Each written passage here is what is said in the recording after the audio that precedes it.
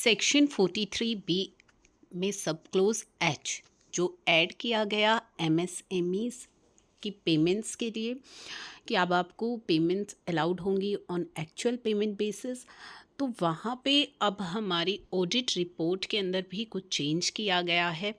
तो उसके लिए एक नोटिफिकेशन आई थी, जिसमें कि नोटिफिकेशन 5 मार्च को आई थी, जिसमें कि सीबीटीटी ने नोटिफाई किए थे changes to the form 3CD। ठीक है, तो उस नोटिफिकेशन के अंदर जो चेंजेस किए गए थे उनमें कुछ मिस्टेक्स थी, जिनको करेक्ट करने के लिए एक ओरिजिनम इशू किया गया है। तो आप सभी को पता है 1 अप्रैल से एप्लीकेबल हो चुका है ये क्लॉज एच, जो सेक्शन 43B क्लॉज एच, कि अब आपको एमएसएमई को पेमेंट करनी है as per MSME act.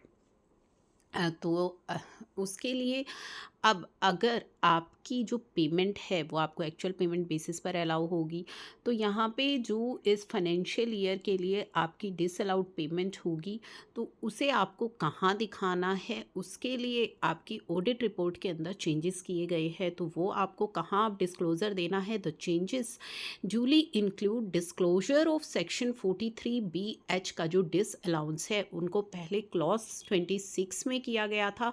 However clause 22 जो कि रिलेटेड था टू द इंटरेस्ट रिस्ट्रिक्शंस जो होती हैं वाज नॉट अमेंडेड, यानी कि क्लोज 22 जिसमें कि आपको दिखाना है interest restriction under the MSME development act, तो वो तो एज इट इज़ आपका क्लोज 22 में आपको दिखाना ही है। अब इस क्लोज को अमेंड किया है to include disclosure of the amount, जो आपको अमाउंट डिसअलाउ की गई है अंडर सेक्शन 43BH में, वो भी अब आपको क्लॉज 22 में दिखानी है। तो वो अब along with the amount of the interest in admissible under section 23 of MSME development act 2006। तो यहाँ पे अब जो आपका क्लोज 22 है उसको अमेंड किया गया है, और इस क्लोज में आपको क्या क्या दिखाना है, जो आपकी सेक्शन 43BH में जो डिसअलाउ हुई है अमाउंट, उसके साथ साथ जो amount of interest in admissible है अंडर सेक्शन 23, तो ये दोनों ही अब आपको क्लोज 22 में रिपोर्टिंग करनी है। ठीक है, तो क्लोज जो ये नया ऐड हुआ था कि आपको एमएसएमई एक्ट के अकॉर्डिंग पेमेंट करनी होगी, कि जो आपको कहता है कि अगर आपका जो रिटर्न एग्रीमेंट है तो as per the return agreement, लेकिन नॉट मोर देन 45 डेज़ नहीं है तो 15 डेज़ में आपको पेमेंट करनी है।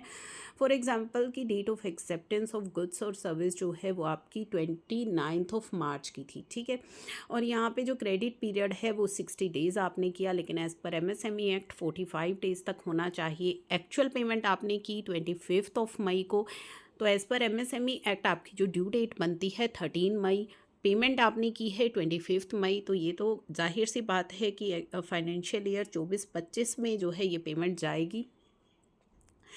तो अब यहाँ पे एक छोटा सा और एग्जांपल ले लेते हैं। अगर आप थर्ड पॉइंट को देखोगे, जो आपका थर्ड पॉइंट है 31 जनवरी 2024 को डेट ऑफ एक्सेप्टेंस है, एग्रीमेंट नहीं है, 15 डेज़ का टाइम है, तो उस केस में आपके जो 15 डेज़ बनते हैं एज़ पर एमएसएमई एक्ट, वो 15 फरवरी 2024 आपकी ड्यू डेट बनती है। एज़ पर एमएसएमई एक्ट आपको पेमेंट करनी है, लेकिन आपने एक्चुअल पेमेंट करी है 20 फरवरी 2024 को। ठीक है, आपको पेमेंट करनी थी 15